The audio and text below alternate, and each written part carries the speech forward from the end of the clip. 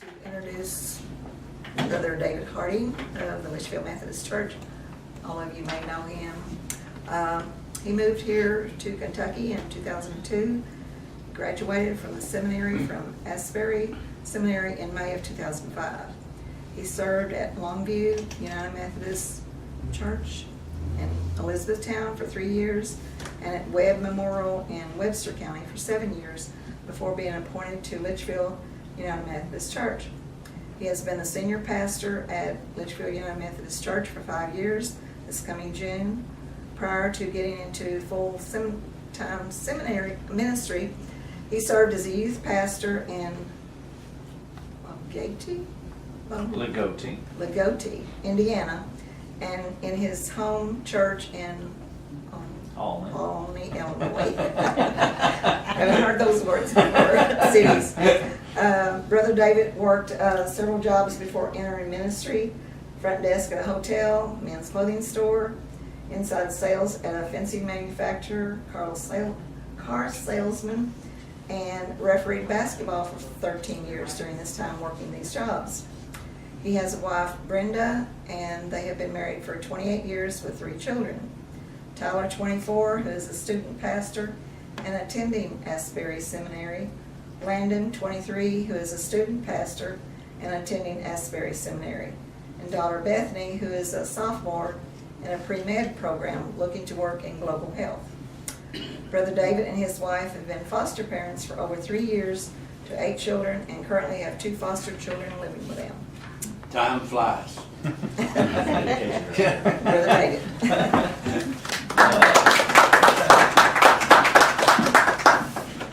Virgil probably thinks it was yesterday. He was at my house trying to put up a ceiling fan. I tried to prepare his house for him to move in. I was a little surprised when I got a call to come up and talk history of the Leitchfield Church in Grayson County, since I hadn't even been here 5 years. But I said sure, and I came up here and got a little information and dug some more out. And I said, well, I don't know if I could, talk just on Leitchfield Church. So I said, well, I may throw in a little extra Methodist history for you all as well. And so I'm going to start tonight talking about the Methodist Church as a whole, and where it started from, and as far as in the Protestant religions, it traces its roots back to 1736, what we talked about earlier, and where it was formed and came out of England. As a result, really, of a reform movement by John Wesley and his brother Charles, and they were pastors in the church in the Anglican Church, or the Church of England, at the time, and they felt like that your faith should be a little bit more than simply being a member of a church. And so at that time, they began to form a small group of students there at Oxford University, and they were called the Holy Club, and they believe a person should get more out of their faith than just simply, again, belonging or being baptized into a church. The term Methodism really came out of a derogatory college nickname, and that kind of stuck with the group, but it was tagged on them because of really their methodical approach to studying Scripture, to prayer, and the way that they systematically met as a small group and then did devotions daily. They met for Bible study and prayer and really self-examination, and in the beginning, like I said, this group did not want to splinter off, did not want to start a separate denomination. They wanted to make changes within the Church of England.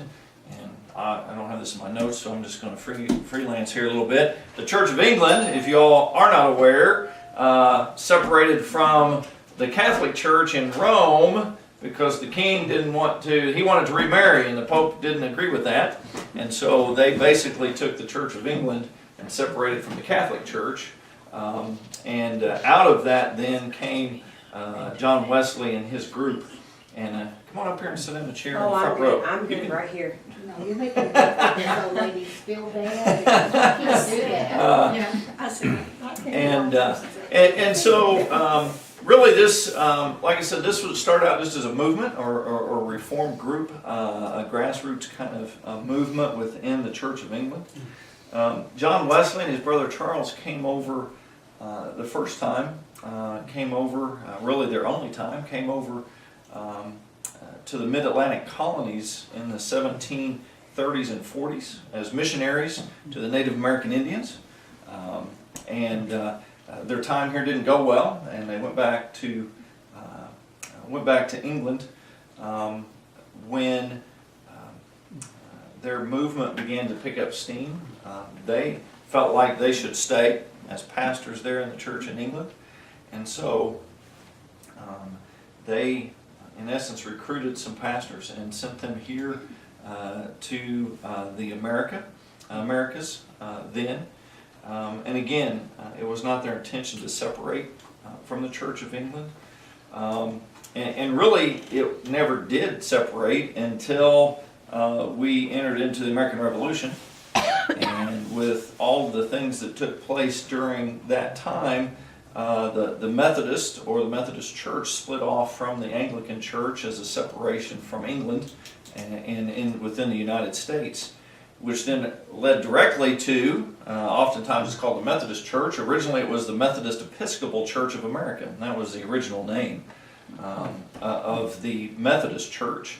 One of the key players in the United States, you heard myself and my sons went to Asbury. Francis Asbury was one of the key players within the Methodist Church in the colonies and in spreading the Methodist denomination as a very influential person, as he did keep direct ties to John and Charles Wesley. Fast forwarding just a little bit, the first conference held within the United States was in 1773.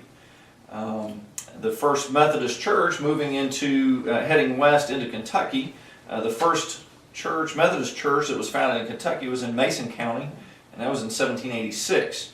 So several years after the first conference on the East Coast and in the colonies as they moved west. In Leitchfield, to get now to more relevant information here, the earliest recorded Methodist church was in 1851, was when it was first recorded. There was a church here, and the church that was established, the congregation here in Leitchfield did not have their own pastor at the time. They were on a circuit. They were with Millwood, Spring Lick, and Big Clifty. So there was 4 churches on a circuit, and a pastor from over around Beaver Dam came and actually preached that circuit.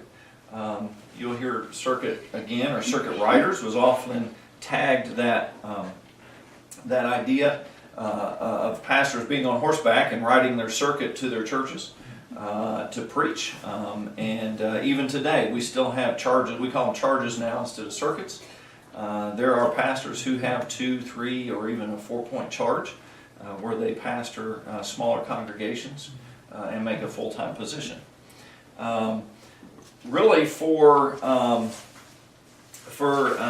that initial time, getting into the Leitchfield area, the congregation worshipped for 20 years. There was a Union church that was here, and they actually worshipped for those 20 years within the Union church there. I'm not sure exactly where that would be. It said the southwest corner of the square, so that would be this side. The southeast corner of the square was where that Union church originally stood.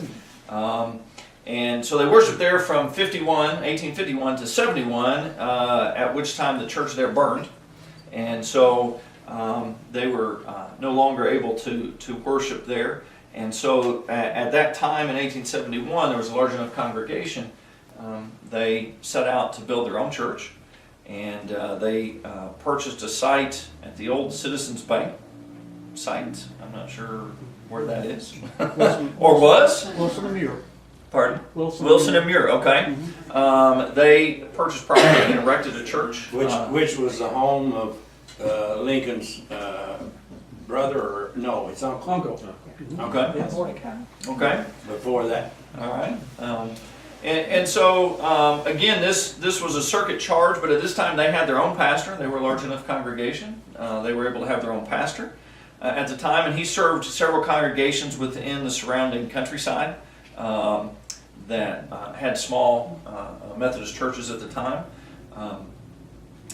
Again, part of that circuit riding or itinerant system was the idea that to start and to have a church in each community. That's why you find a lot of small Methodist churches in small congregations, and you have one in Clarkson, Little Clifty, Big Clifty. You have Short Creek, you have Stones View. You have several within Grayson County, and of course that was just for travel convenience at the time. Wherever there was a group of people, and a pastor would go and get somebody to listen and start a small group, and that developed then into a church.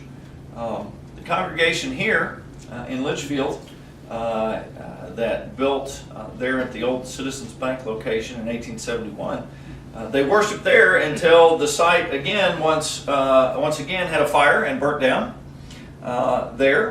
burnt the building down. And after this, the congregation purchased the current lot on West Main Street, where the church sits now. They purchased that facility and built a church building there. Now, during that period, from 71 to 97, in the years leading up to and during and after the Civil War, the Methodist Episcopal Church actually had a rather major split at the time during the Civil War. Can you guess what the split was about? Take a guess. Slavery. And so actually there was the Southern slavery persuaded folks actually split off and made the Methodist Episcopal South denomination. And oftentimes you will read, and in some of the things I read, it talked about having a Methodist Episcopal Church North and a Methodist Episcopal Church South. That was kind of labeled that way, but North was never part of the name.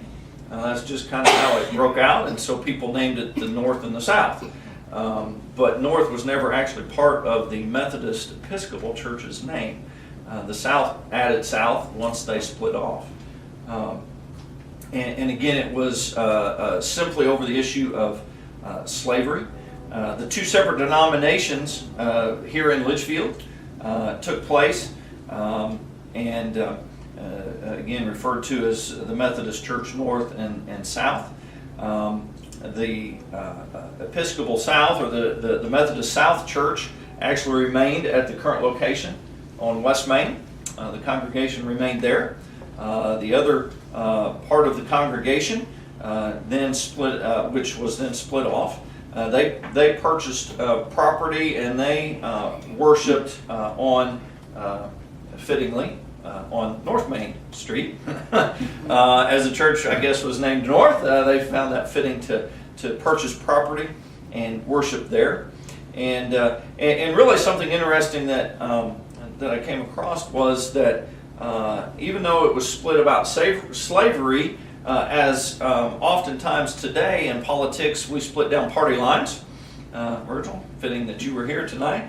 The church primarily, the South and the North, was split Democrat and Republican at the time, and so they worshipped separately for several years, and then simply because of the outcome of the war and the ever-changing really climate of racial equality, the Methodist Church South began to decline. Many churches were destroyed or burnt in the southern region. And there are still, you still can find some churches that are designated Methodist Episcopal South. There are still a few congregations that hold to that. But them as a denomination basically disintegrated. And while the Methodist or the Methodist Episcopal Church or the Methodist North Church really remained a front runner for social change and missions and carrying on the traditions of the original movement.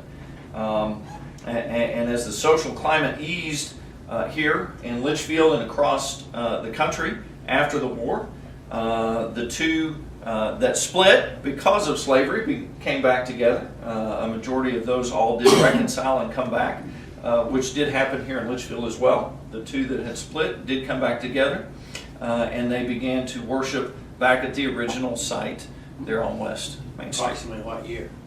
That would have been in the 1930s, roughly, is what I came up with, is that when the Methodist Church and the Methodist South reunited here in Leitchfield.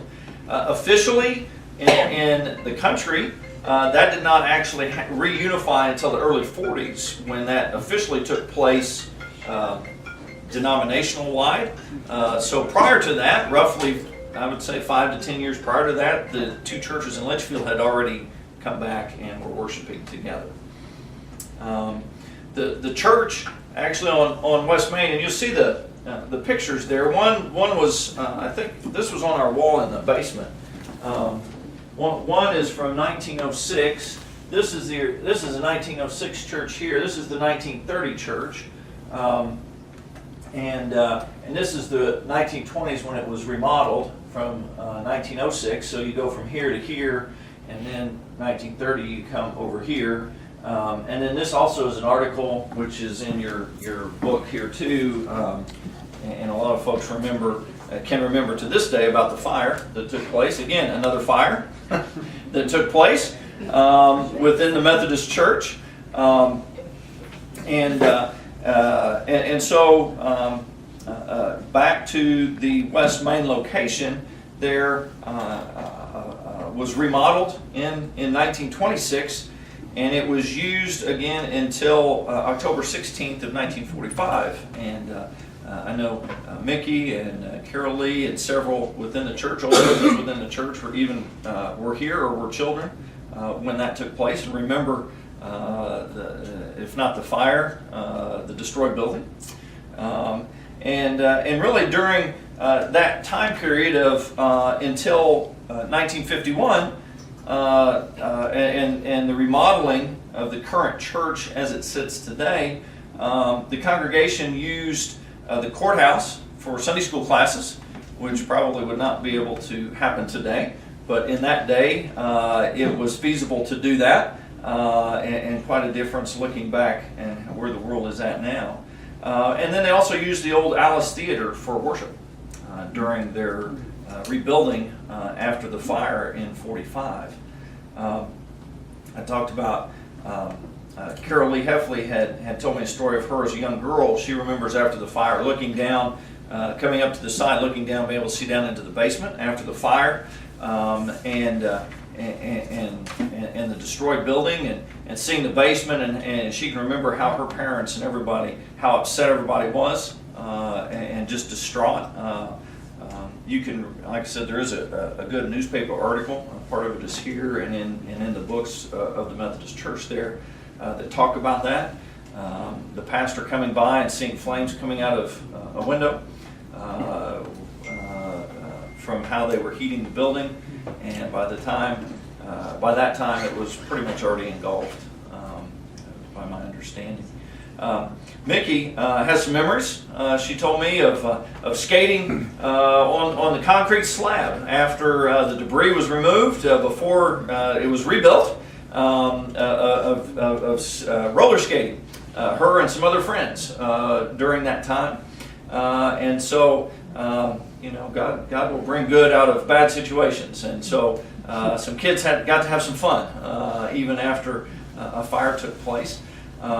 The large bell that was in the steeple that came down after that fire, the church and the congregation decided to melt that down, and Mickey did bring in, there's several of these floating around. Folks have these. We have one at the church, and several of the older folks have these. But it does say in 1945, the Old Methodist Church bell in Leitchfield, Kentucky. And so they melted these down and made small bells and sold those to help refinance the building of the current church that is standing there now on the property.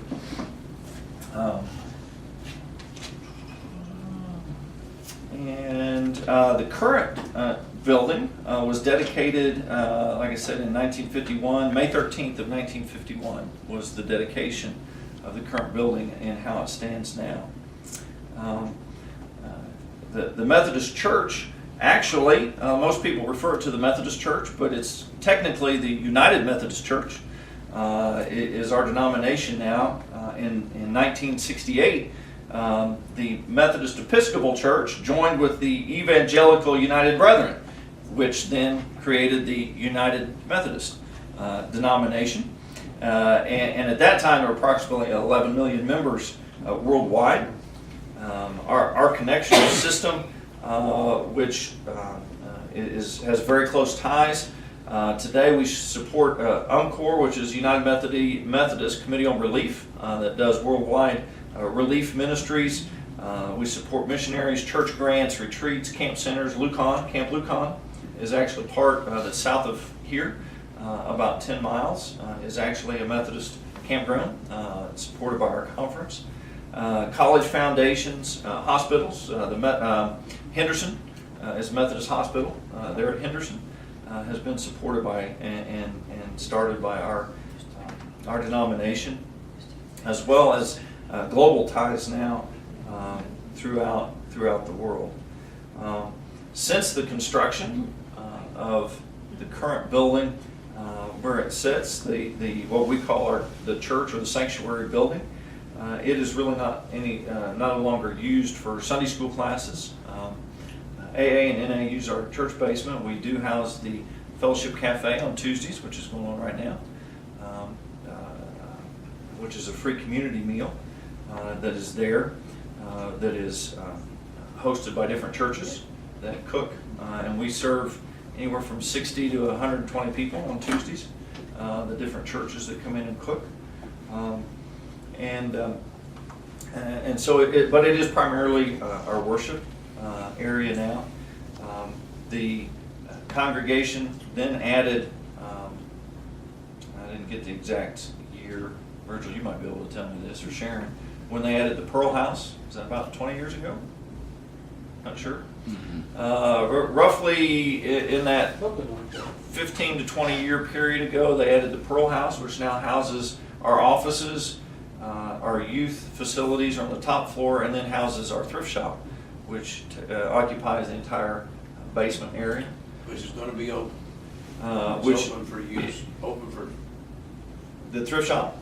Yes. Yeah, it's open on Fridays. We're actually going to start being open on Tuesday evenings as well, starting next week for a few hours. But the thrift shop does a lot of ministry.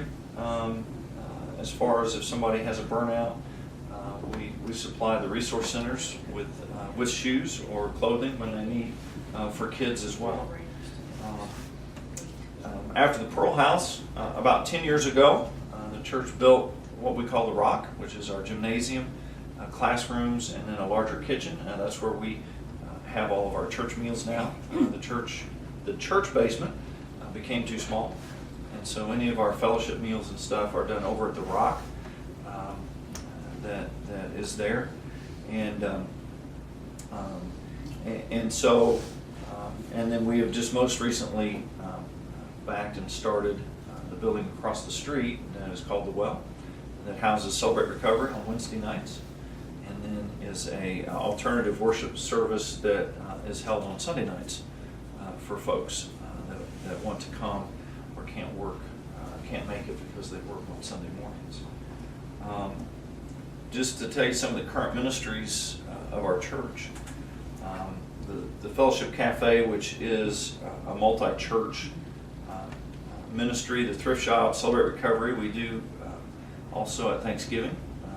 This past year served over 600 meals on Thanksgiving that we delivered and or served there. That is free. We also do Christmas shopping for the kids 2 Saturdays. The first usually 2 Saturdays in December. And the resource centers hand out about 300 tickets, and those kids get to come and, in essence, shop and pick out gifts for their, really any adults that live in the house with them. And we wrap those, and they get to take a picture with Santa Claus, and we give the parents snacks. We also give out tennis shoes, underwear, and socks at the start of school, and then also there at Christmas time. We have we host the Lenten services and the crosswalk that has been going now for several years. We also, the Rock is used for the senior luncheon or senior tea that they do every year now. And not to mention just all of our regular meetings and ministries and programs. The Methodist Church is still itinerant. That is part of our core. So as you realize, I was appointed here 5 years ago. We are appointed by a bishop and a cabinet and district superintendents that do make appointments. We technically could be moved every year, but that's no way to start and grow ministry. So we have been seeing longer tenures at churches, but we are appointed and we are on an itinerant system. And so sometimes even when the pastor and the church want the pastor to stay, sometimes that doesn't happen. And the bishop may use and send us other places where our gifts and talents may be used, again, in the connectional system, in more of a kingdom view than simply a local church view. That's really all I had. And I don't know that I can answer questions, but I can try if somebody has one. How many different countries is the United Methodist Church in? Do you know? I mean, Total, well, I know the largest United Methodist Church congregation is actually in South Korea. We are in the Southeastern Asian countries. We have missionaries in Thailand and churches there. We have a large population and churches growing in your South African countries.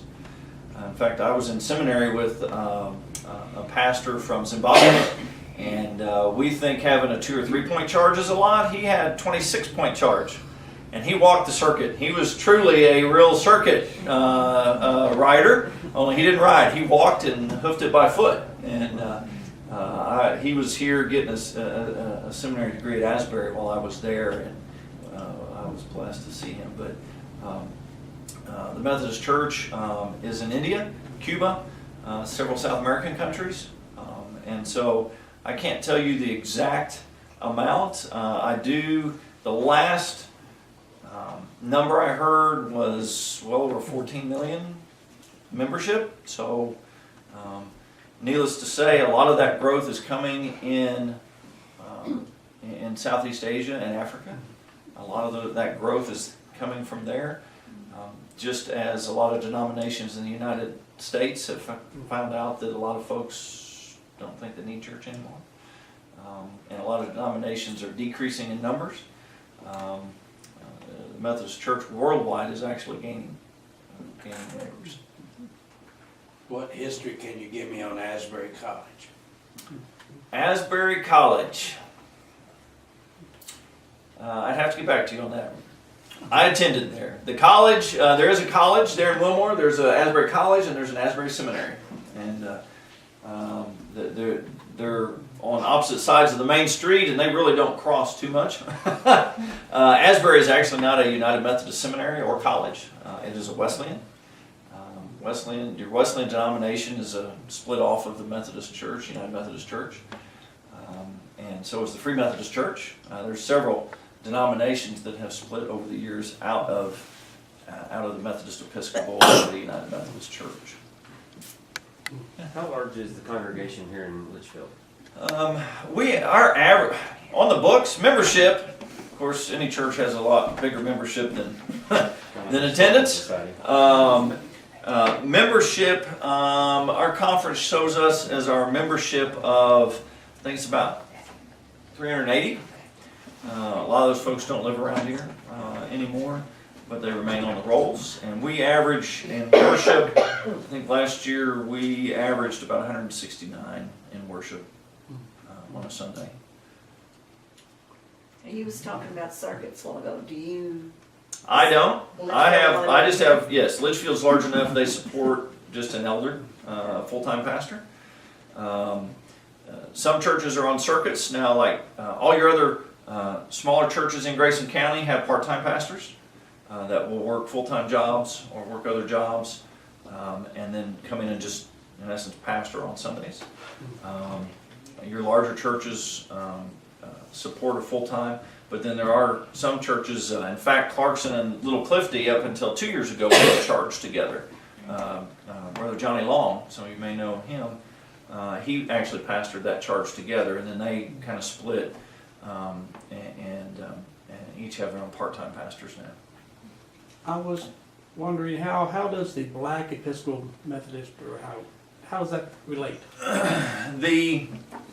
Again, back when the Civil War broke out, and you had your South Methodist Episcopal South Church, because of that slavery issue, a lot of your black churches in the South wanted to stay Methodist, but did not want to be part of the Methodist Episcopal South, and so they, in essence, formed kind of a shoot of that, and kind of developed their own cousin to the Methodist Episcopal Church, and still today you'll find even some. Is that considered a separate denomination? Technically, yes, now, because they were not, they did not come into when we made the United Methodist Church. They remained kind of separate from the Methodist Episcopal and United Evangelical, United Brethren churches. They didn't really become part of that, and so they in essence are kind of their separate entity now. Yeah. What is the Mosaic church that they have? I don't know if they have anywhere else but Louisville. What they call the Mosaic Church basically is where they have taken a large church or some smaller churches and tried to put them as satellite churches with a large church to try to revitalize and revamp some of the older churches, where you would in essence have a senior pastor and then have staff that would. Bowling Green has actually done that. Broadway has a church. Several churches have kind of gone to that. In essence, it would be, don't get rumors started. Can you turn the camera on? No. It would be such that, let's say, Clarkson and Little Clifty, not being able to support a pastor and having a smaller congregation, would be in talks with, let's say, Leitchfield.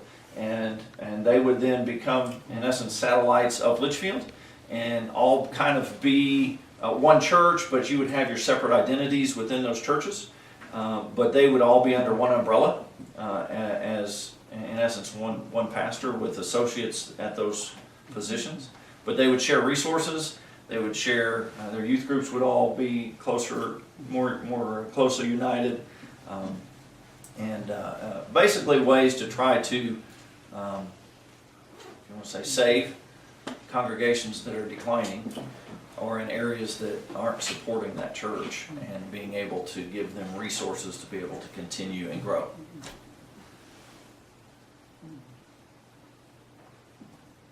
You didn't ask me anything except the Asbury College. All right. Well, I appreciate y'all asking me. It was, yes. Family Feud. You got anything to say about that? Yes, we will be on Family Feud again. We were last year. We were on. We played 2 games. I don't know if you may have seen us in reruns on those. There was a discrepancy in the second game, and so they called us back again this last summer. And we did go and get to record, and we'll be on the air again this season. We won't. They haven't told us when we're on yet. But it will be towards the end. We tape the next to last day, so it will be at the end of this TV run. So whenever this round of season ends, will be about the last week before that goes off. So, and no, I cannot tell you other than you should watch. And I have a smile on my face, so you should watch.